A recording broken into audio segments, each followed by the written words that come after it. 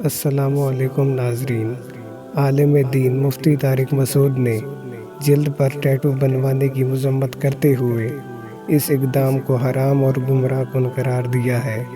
YouTuber نادر علی کے pod cost شو میں شرکت کے دوران انہوں نے اسلام کے احکامات سے متعلق کھل کر گفتگو کی۔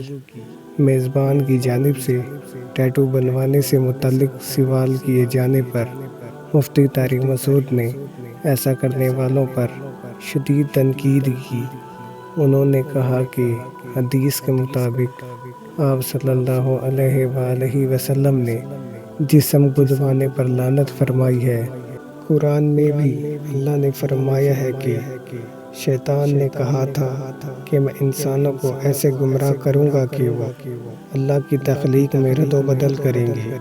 انہوں نے دو ٹوک گفتگو کرتے ہوئے مزید کہا کہ اس سے بڑی کوئی تبدیلی ہو نہیں سکتی کہ اللہ نے آپ کو بنایا ہو اور آپ نے اس کی بنائی ہوئی جلد میں کچھ کروا کر اس کی شکل تبدیل کی ہو۔